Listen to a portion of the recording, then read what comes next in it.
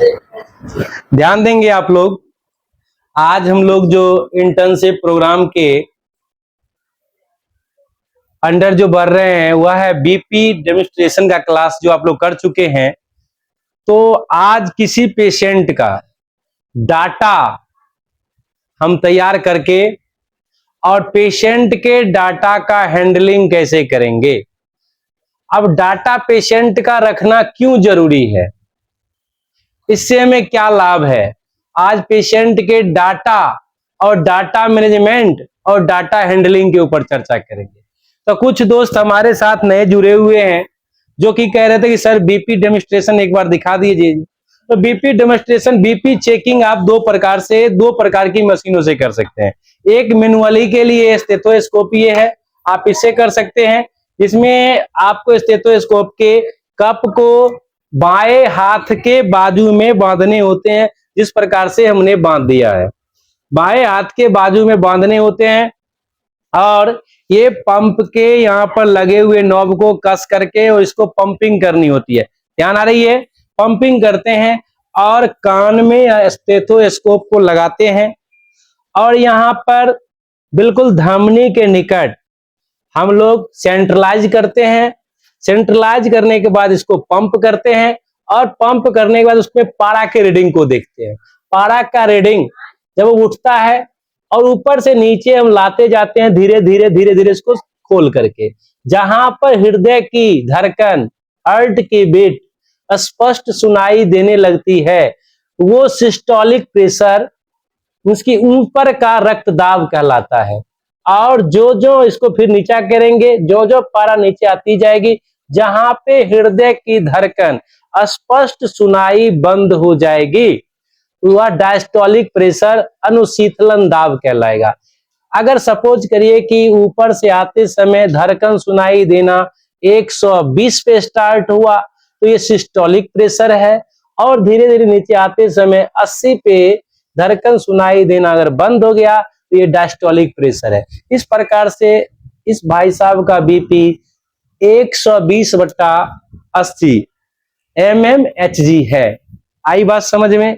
तो आप ये मैनुअली जांचने के लिए स्टेथोस्कोप और स्फिग्मोमेनोमीटर का उपयोग करते हैं। साथ ही साथ आप एक इलेक्ट्रॉनिक डिवाइस से भी जांच सकते हैं, जिसमें हमने बीपी कप को एक जो कि पाइप के द्वारा जुड़ी हुई रहती है लगाते हैं बाजू में और इसके बटन को प्रेस करते हैं तो ये ऑटोमेटिकली रीडिंग देने लगता है, जो कि आपके डिस्प्ले पे प्रदर्शित हो भी रहा है। आ रही है बात समझ में? ये तो बीपी डेमोन्स्ट्रेशन की बातें थी। अब इसको लगाए गए कप को हम खोलेंगे, खोल करके बिल्कुल जैसे है वैसे इंस्ट्रूमेंट मेजरमेंट के अंदर क्या रखेंगे, मुड़ करके डाल देंगे। पकड़ लीजिए, मोड़ लीजिए। अब रही बात डाटा मैनेजमेंट की, ये पेशेंट हैं, ये पेशेंट हैं और इनको हमको करना है क्योर। क्या? तो क्योर किस चीज से होगी? क्योर मेडिसिन से होगी। ध्यान में आ रही बातें? क्योर मेडिसिन से होगी। मेडिसिन जो है कितने फॉर्म्स में उपलब्ध होती है? 2 फॉर्म्स में उपलब्ध होती है। थोड़ा साइड होंगे। मेडिसिन 2 फॉर्म्स में उपलब्ध होती है। मेडिसिन कितने फॉर्म्स में उपलब्ध होती है? 2 फॉर्म्स में उपलब्ध होती है। ध्यान देंगे, दोनों फॉर्म्स कौन कौन है? सॉलिड और लिक्विड। सॉलिड और लिक्विड फॉर्म्स में उपलब्ध होती है मेडिसिन। चलिए, ये आप देख रहे हैं, ध्यान देंगे, सॉलिड और लिक्विड फॉर्म्स में है तो इसके अंदर क्या है? सिरप है। हिल रहा है ना पानी के जैसे। ये कौन फॉर्म्स में है? लिक्विड फॉर्म्स में है। क्लियर है? ये आप देख रहे हैं टिकिया, गोली, ये किस फॉर्म्स में है? सॉलिड फॉर्म्स में है। और ये आप देख रहे हैं क्या? कैप्सूल्स, ये किस फॉर्म्स में है? सॉलिड फॉर्म्स में है। साथ ही साथ आप यहाँ पे देख रहे हैं एक इंजेक्शन है, ये किस फॉर्म्स में है? लिक्विड। मींस कि जो आपकी मेडिसिन है वो 2 फॉर्म्स में उपलब्ध होती है। कौन कौन फॉर्म्स? सॉलिड फॉर्म्स और लिक्विड फॉर्म्स। सॉलिड फॉर्म्स में आप टैबलेट और कैप्सूल्स को पाते हैं, टैबलेट और कैप्सूल को पाते हैं, जबकि लिक्विड फॉर्म में इंजेक्शन और सिरप को पाते हैं। आ रही है बातें समझ में? Are you getting? ले रहे हैं आप लोग? चलिए, बात आ रही है, ये पेशेंट हैं, ये आपके पास आते हैं अपने कंप्लेन को लेकर के कि हमारे पास ये कंप्लेन है।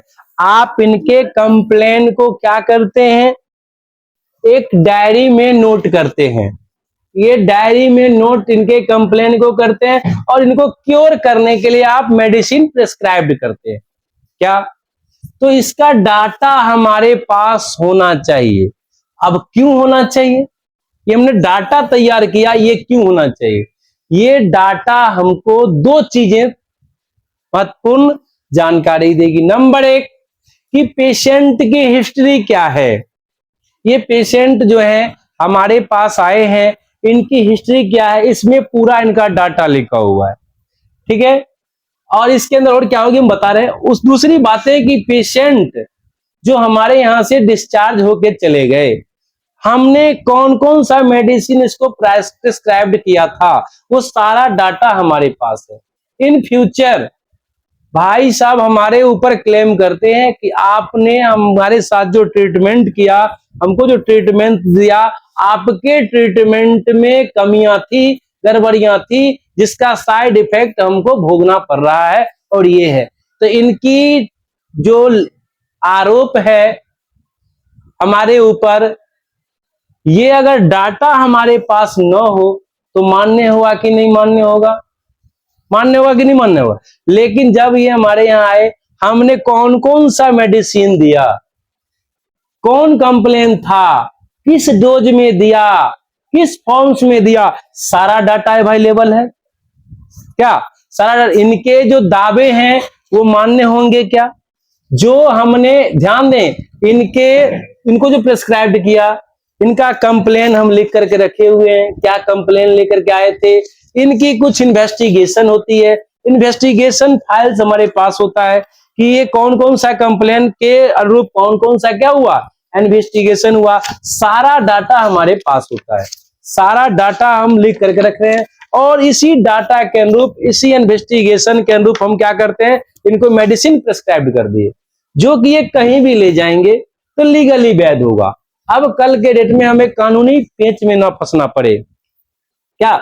ये अगर किसी प्रकार की आपत्ति हमारे ऊपर दर्ज कराते हैं कि आपने हमें गलत ट्रीटमेंट दिया, तो हमारे पास तो डाटा है ना, हमने क्या क्या दिया है, किस फॉर्म्स में दिया है, कितना डोज दिया है, ये सारा कुछ हमारे पास लिखित ब्यौरा है। क्या इनके दावा को खारिज करने के लिए हमारे पास डाटा है कि नहीं है, डाटा काफी है। तो डाटा आज हमें कल की परेशानी से तो सिक्योर करती ही है, साथ ही साथ क्विक रिएक्शन पेशेंट को क्योर करने में क्या करती है, हमें हेल्प करती है। सपोज करिए ये आपका मेडिकल है, यहाँ पेशेंट भिन्न भिन्न प्रकार के पेशेंट है, आपके पास डाटा होगा, इनका डाटा यहाँ रखा हुआ है। सपोज करिए कि समय समय पर ड्यूटी क्या होता है स्टाफ का, डॉक्टरों का चेंज होता रहता है। हमने क्या दिया, हमने क्या दिया, ये डाटा तो हम एंट्री करके चले गए ना कि हमने ये इंजेक्शन जो सिप्रोफ्लोक्सासिन का इंजेक्शन हमने सुबह के 11 बजे दिया और डॉक्टर साहब प्रिस्क्राइब किए हुए हैं कि इसको ओडी मोड में देना है। मीन्स की ओडी बोले तो 1 डे, मीन्स की एक दिन में सिर्फ एक बार उसका डोज। फिर अगले स्टाफ आए, उनको पता नहीं चल रहा है ये चला हुआ कि नहीं चला हुआ, कैसे पता लगेगा, कोई लिखित ब्यौरा है क्या। अगर हम डाटा तैयार करके जाते हैं तो अगले लोग आवे, वो बिना समझे सोचे सीधे जाएंगे, डाटा देखेंगे, वो समझ जाएंगे कि ये सब मेडिसिन चला हुआ है और कितने बजे चला हुआ है। हाँ, अरे सारे कंप्लेन किस कारण ही हमारे यहाँ है, भाई साहब के पेट में दर्द है, इस पेशेंट के पेट में दर्द है, हम यहाँ पे लिख देंगे पेन इन एब्डोमेन, कितने दिनों से, 6 महीना से, सिंस 6 मंथ्स। कंप्लेन हम लिखे, पहले तो डाटा में हम क्या लिखेंगे, हम पहले बीमारी का लक्षण जानेंगे, कारण जानेंगे, तब ना दवा प्रिस्क्राइब करेंगे कि पहले प्रिस्क्रिप्शन पे आ जाएं, पहले प्रिस्क्रिप्शन या पहले कंप्लेन, पहले कंप्लेन। सारी कंप्लेन, सारी हिस्ट्री हम क्या करेंगे, इनकी A to Z हिस्ट्री तैयार करेंगे। ये हिस्ट्री क्या करेगी हमको, कल के होने वाले परेशानी, लीगली परेशानी, साथ ही साथ पेशेंट के क्योर में हमें क्या करती है, हेल्प करती है। तो डाटा समझ गए, डाटा का मैनेजमेंट समझ गए। अब रही बात डाटा हैंडलिंग कैसे करेंगे क्या। डाटा हैंडलिंग में आपको क्या है कि डाटा रखा हुआ है, तो डाटा का कैसे उपयोग करेंगे।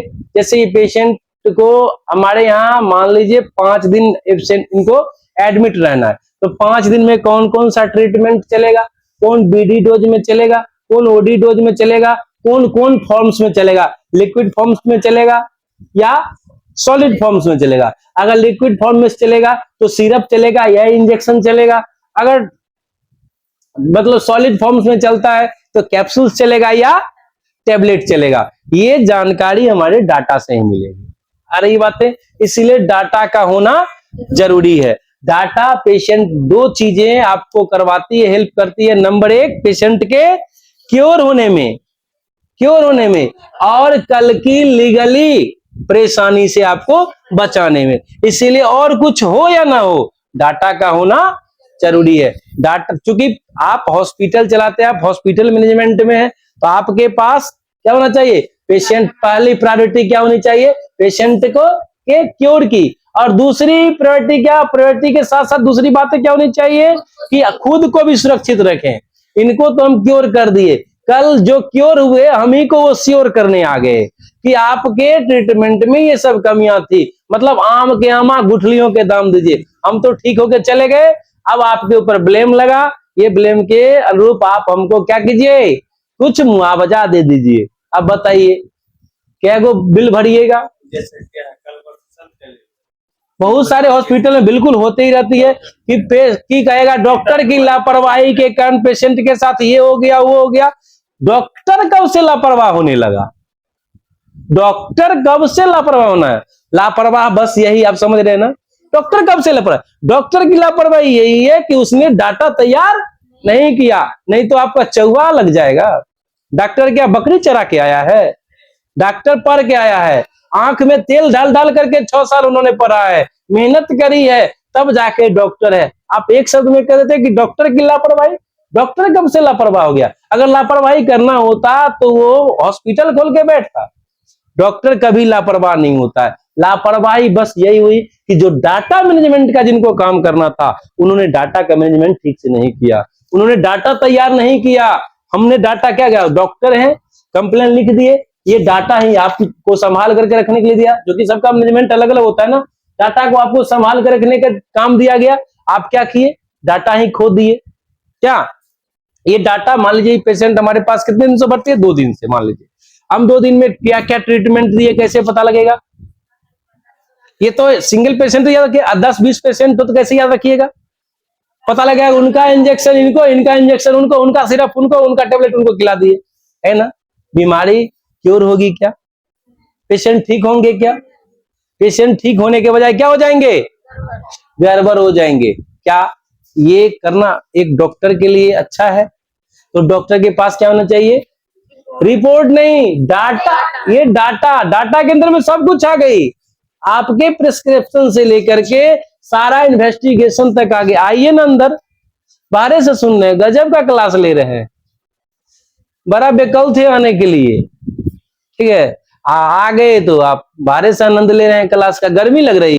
चलिए, तो डाटा और डाटा के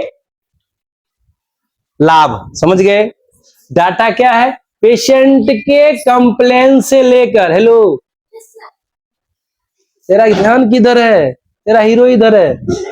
अरे हम हीरो नहीं है, ये आपका विषय वस्तु, हम कहीं हीरो है, हीरो कहीं करिया हुआ है, अल्लू अर्जुन समझ रहे हैं क्या। हाँ चलिए, ये डाटा क्या है समझ गए।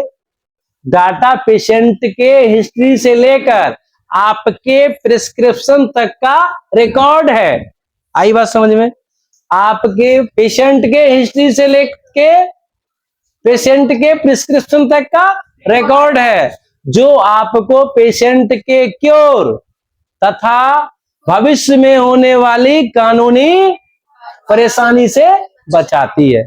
समझ में कोई दिक्कत, तो इसका सही से हैंडलिंग करना चाहिए कि नहीं, इसका रिकॉर्ड आपको मेंटेन रखना चाहिए कि नहीं, फ्यूचर के लिए, कि भविष्य में कोई परेशानी ना हो। ऐसा नहीं कि हम आए डॉक्टर साहब, भाई साहब पेशेंट बन के आए, हमने फटाफट एक पेपर पे क्या किया, इलाज कर दिया ना, एक पूरा कागज पे इलाज कर दिया, ये ठीक हो गए, ये घर गए, इसको हम क्या किए, या तो पूरा कागज में बाहर करके फेंक दिए, नहीं तो जला दिए। सारा रिकॉर्ड फेंक दिए। कल के डेट में यही आते हैं, और आप जो दवाई दिए थे अब डॉक्टरी करते हैं, देखिए तो ये हो गया, वो हो गया, वो हो गया। तो भाई साहब आपकी कंप्लेन ये है, अगर रिकॉर्ड होगा तो आपकी कंप्लेन ये है, और हमने आपको मेडिसिन ये दिया था, ठीक है, हमारे पास रिकॉर्ड है। जैसे निराली जी डायरी ले आइए, पेशेंट का रिकॉर्ड वाला हम डायरी दिखाते हैं, और उसमें क्या क्या है ध्यान देंगे। डाटा ऐसा तैयार करिए जिसमें एडमिट डेट होना चाहिए, पेशेंट जिस दिन एडमिट हुए, एडमिट डेट, टाइम, ठीक है, एडमिशन का डेट होना चाहिए, टाइम होना चाहिए, पेशेंट का नाम होना चाहिए, पेशेंट का एड्रेस होना चाहिए, और कौन से डॉक्टर उनको, अरे एज भी होना चाहिए, वेट भी होना चाहिए, टेम्परेचर भी होना चाहिए, मीन्स की पेशेंट से संबंधित सब कुछ A to Z होनी चाहिए। क्या पेशेंट का एज, कंप्लेन, समझ रहे हैं। उस समय से हमारा स्टेथो घसकल जा रहा था, आप लोग थोड़ा भी नहीं बता रहे थे कि उनने भागल जा रहा है। का जी क्या कर रहे हैं? अच्छा हीरो पे ध्यान देख रहे हैं, आइए। तो ये रिकॉर्ड होना चाहिए, लाइए ये हमारे पास, हाँ हमारे पास एक रिकॉर्ड है। नहीं नहीं आपको पढ़ने ही नहीं आएगा ये रिकॉर्ड को, क्या कीजिएगा आप लेकर के। हमारे पास पेशेंट आए, इस रिकॉर्ड के अलावे, इस रिकॉर्ड के अलावे चोरी होगी, इवेंट्स होगी हॉस्पिटल में, एगो रिकॉर्ड जाएगा, दूगो जाएगा, तीन हो जाएगा। अभी आपके सामने में एक दराज में से निकाले ना रिकॉर्ड, आप लोग आए थे, दूसरा रिकॉर्ड हमारे टेबल पे रखा हुआ था सबसे नीचे में, तीसरा रिकॉर्ड जो हमारे सिक्योर में रखा हुआ होता है, ये हमारे स्पेशल रखा होता है, इसको कोई नहीं छूता है, और छुएगा तो उसको समझ में नहीं आएगी। इसमें क्या है देखिए, कौन से पेशेंट आए, किस डेट में आए, क्या कंप्लेन लेकर के आए, और हमने उसको कौन कौन सा मेडिसिन प्रेस्क्राइब किया, और उससे कितना रुपया लिया, सारा मैनेजमेंट हमारे पास, ठीक है। सपोज कि जैसे हम एक आप पेशेंट का नाम पढ़ रहे हैं, आरती कुमारी, तो कहां से आई, रायपुर से आई, एडमिशन का डेट है 23/3/2022, कौन समय में आई, 6:30 में हमारे यहाँ एडमिट हुई।